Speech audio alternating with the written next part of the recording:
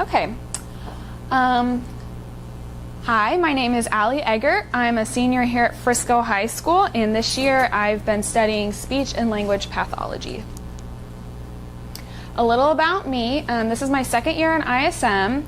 I am the oldest of 3 girls, so I have 2 little sisters, and both my little sisters have special needs. They attended the Shelton School for 5 years, which is a school dedicated to children that have dyslexia, ADHD, any kind of learning difference. If they qualify, they can, be admitted into the school and, reap the benefits of the services they provide.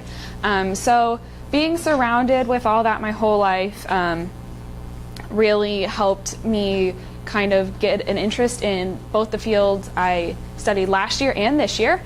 I just find it so fascinating how the human mind works and how we've standardized kind of how learning happens and how it can be a disadvantage to people with special needs on either end of the spectrum. Okay, last year I studied developmental psychology under the mentorship of Miss Jennifer Mulligan. Last year was such a good learning experience for me because I didn't get a mentor until February. It was really difficult, but I learned a lot, not just in developmental psychology, but in growing as a person and being able to persevere in times of, difficulty. My mentor was the best mentor. She's a teacher at the Early Childhood School, which is a school in FISD for kids between the ages of 2 and 5. They have to qualify for the services provided as it is for special needs students. They have to, go through all this testing through the district, and then there's an ARD meeting. And I'm going to define ARD because I use the term a lot in my presentation. It's very pertinent to my studies this year. And ARD stands for Admissions Review and Dismissal Board.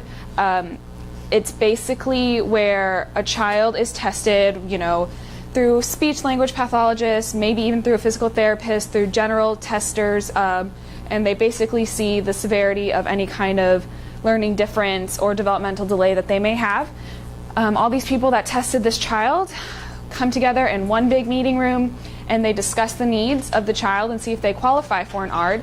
And if they do, they get special, extra time on tests. They get speech inside of school hours. They get, depending on how severe the delay is in the child, they might get occupational therapy.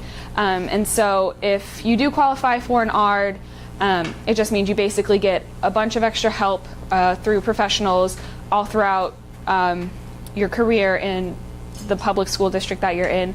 And every year it's reevaluated and modifications are made to your learning plan, and that's how you proceed from there.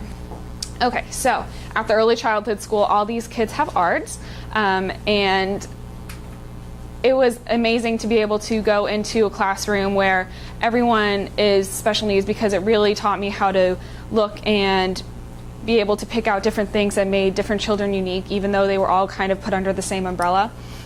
And my teacher, or my mentor, told me, she said, I want you to look into the needs of autistic children because they have a lot more, needs that can, because there's a very broad spectrum for autistic children. And I came up with feeling puppets. Basically what they are is they're weighted to help with the sensory issue that autistic children have, where their neurons fire in their skin and they can't orient their body in space, which causes anxiety. And then they also have a really difficult time expressing feelings. They'll spin in a circle. If they're feeling any kind of emotion, they'll stomp their feet, they'll scream. So my hope with the feeling puppets was, with the weighted component, it would compress their nerves and make them feel grounded, and it would give them a tactile way to express emotions and be able to learn how to identify them and how to express them in a healthy manner that could help them communicate with their parent, and that makes learning and, developing and growing a whole lot easier if you can convey your needs.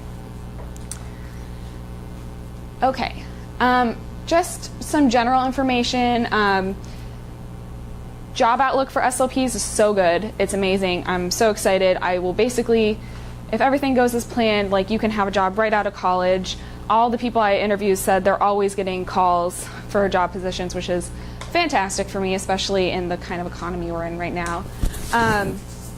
I learned that the tongue is exercised and strong in different parts of your tongue with different languages you speak, so it might be beneficial if you're looking into speech therapy to kind of know or have at least a general understanding of different languages. That way you can help a broader spectrum of kids if you're going into school, speech pathology, that is.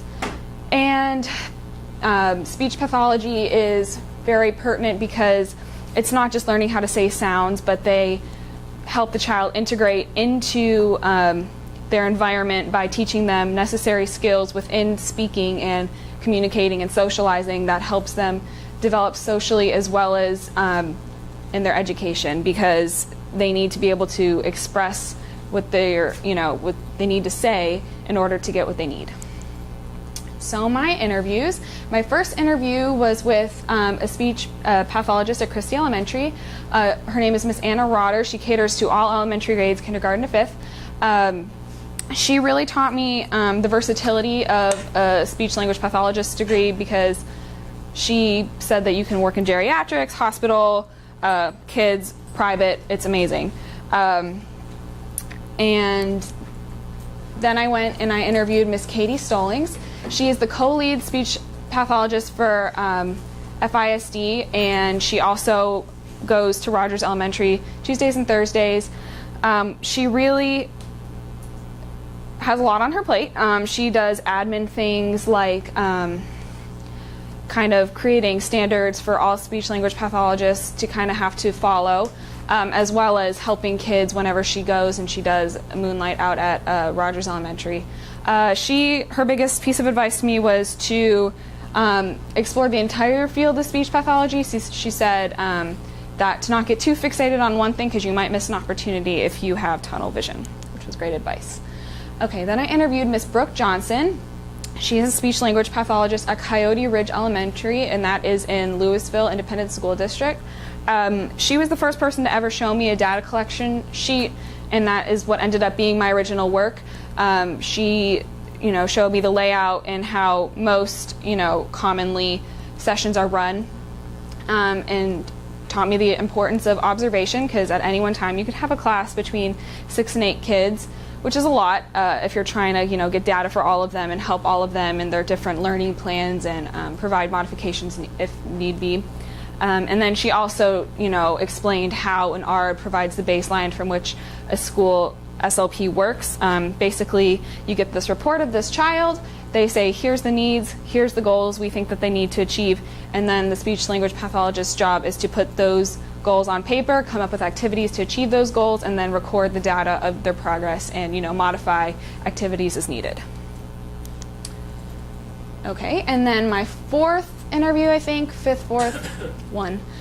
was Miss Christina Martin. She did not work in school. She was my one interview that I had with a speech-language pathologist that did not work in a school. She's a traumatic brain injury speech pathologist at Baylor Rehab Hospital. It was really good for me to see the different types of speech-language pathology, because even though, you kind of, in essence, do the same thing, the way you apply your knowledge is completely and vastly different. You're going to be obviously working with doctors a lot if you're in a hospital. And it's funny because it's almost like doctors give a prescription for speech therapy, and that's kind of like the hospital version of an ARD. They get this prescription, and the speech therapist then works to achieve the goals described in the treatment plan of the patient. And I learned that I would probably definitely not want to work in a hospital, because she described to me, many different people come in with maybe a gunshot wound to the head, really bad car accident, and it's really hard for me to not get involved emotionally with things. So unsure outcomes and, sad cases might not be my thing, but the interview did teach me a lot about application of knowledge. And finally, my mentor, Miss Pam Graham. She is the other co-lead speech pathologist for FISD, and she also works at Christie Elementary. Christie Elementary, if you don't know, is a elementary school for bilingual students. So she speaks both Spanish and English, and she helps in Spanish speech pathology, which is incredibly difficult and amazing, and she's amazing. So when she's working with these kids, she's often teaching them, you know, how to enunciate properly in Spanish as well as teaching them English. What I've learned, the first thing I learned from Ms. Pam Graham is specializing. Specializing in speech pathology is yet another route you can go. This past Saturday, she invited me to an event thrown by the NSA, which is the National Stuttering Association, and stuttering falls under the category of fluency, and Miss Reeves, who is like the district specialist in fluency and stuttering, you know, was the one that helped organize. And basically what I got to do was I got to go in and work with kids from the age of 5 to juniors in high school and see how stuttering affects them, basically the psychology behind stuttering and the implications that it has on their everyday lives. So that was a really awesome experience. Miss Graham is an amazing mentor. She set up more things than I could possibly even hope for. She has my whole ISM scheduled out for the rest of the year. She's amazing. And she, whenever I go see her, I'm either going to Christie to observe with her in like the classroom setting, or I'm going to admin and I'm working with her in her little cubicle, and she'll often have products that she's ordered that are geared towards Spanish and English speaking students, which is good for me in terms of me developing a product. She lets me have, you know, free reign. She let me rip open a bunch of boxes, and I got a lot of good ideas of products and the way, you know, speech is applied through, you know, tactile and like seeing and at home, and how parents can get involved. It's all interconnected, and she's an awesome mentor. Okay, so for my original work this year, what I have done is I created a data sheet, and when I, you know, brought this up to Miss Graham, she said, this has like kind of been there, done that. She said, what can you do to make it different, like different than something someone else has had before? And I was like, I don't know. So I went on like a 2-month spree of just endless research, because there's so much I found out that you have to know being a speech language pathologist. It's not just you know, being able to know sounds, but it's being able to know where in the mouth the sound is. It's very anatomical, it's very scientific. And I basically learned that data sheet, like nothing would be accomplished without data sheets.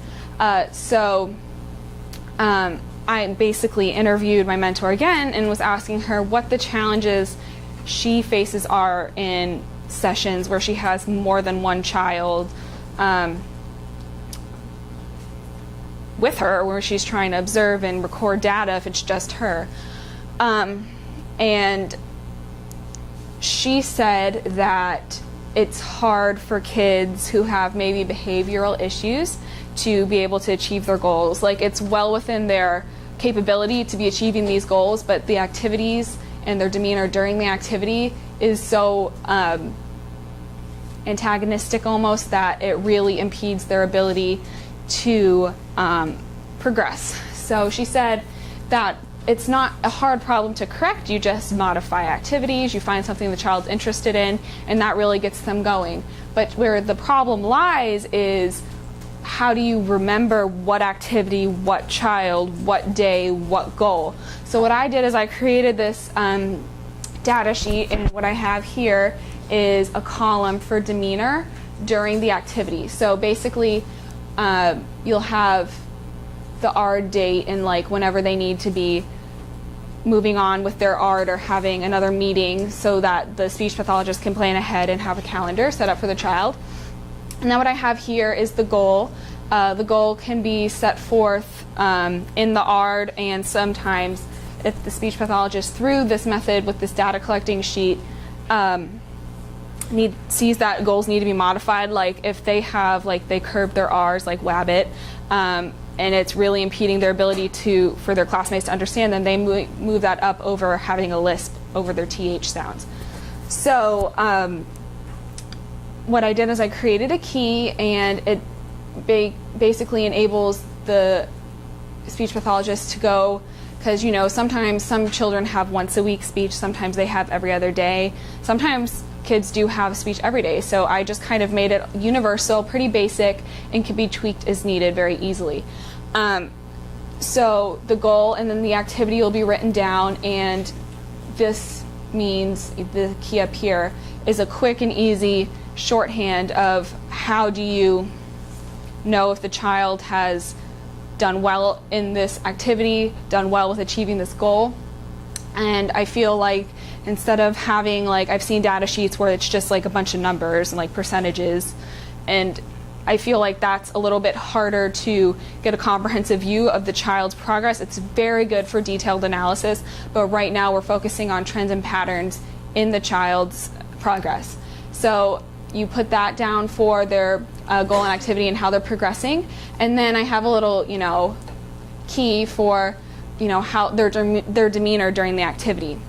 And basically what I was hoping was that you could compile all these data sheets and you could see exactly where they shine and where they are kind of like not super static with the activity. Like if they are very, very combative when they're drilling sounds, it may be pertinent to create or, and put in place a game that, still utilizes the same, goals that the drilling, the same benefits, but it also is fun and it drives them to want to move forward. And so with this, you can create a pattern, and then you can create concrete data that can help you modify your learning plan as needed. And so when I was done with this, I was like, okay, I'm very proud of this. I really like how, this has come together, but I felt I was lacking in kind of terminology used in the field. So what I did is I created kind of like a little reference sheet that can be applied to my data collecting sheets. I have a goal template, which helps. I feel like you just need to know the specifics of the child, and then you can plug it into this template. It's super time saving, and it helps, really streamline the process. You're not sitting there trying to write out a goal. You're sitting there trying to figure out how you can help this child achieve their goal. I just have some terminology, that is associated with the field, articulation, and stuff that will be put on this data sheet in where, these are the words you insert into the little goal template, and if it's an articulation activity, if it's a phonics activity, if their, delay is organic, just like things that you need to be able to plug in so you can look at the data sheet and know what you're dealing with right away. I also have all the different words, that give problems. Like there's some words that, like starting with A, a child isn't going to have a problem with the beginning A sound, but they're definitely going to have a problem with any of these, with any kind of speech impairment up here. And then also I have the articulation kind of method, which helps.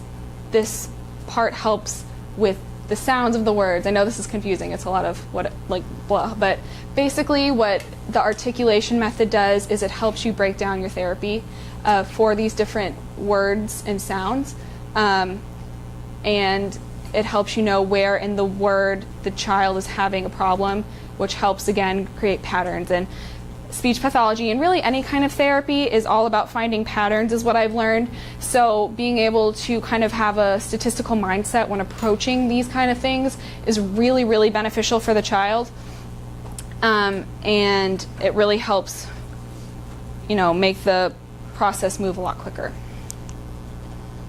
Okay, so my quote this year is, "The privilege of a lifetime is being who you are," by Joseph Campbell. And I really love this quote because I feel like being who you are and accepting who you are is such a foreign concept And it's something that, you know, people often hurt themselves more than help when they don't know who they are and accept who they are. And I feel like being who you are means accepting who you are. And accepting who you are means accepting your limitations and how the world works. And accepting how the world works means that you can begin to make changes, and making changes for the better is what I plan to do with my ISM journey in speech pathology. Thank you for your time.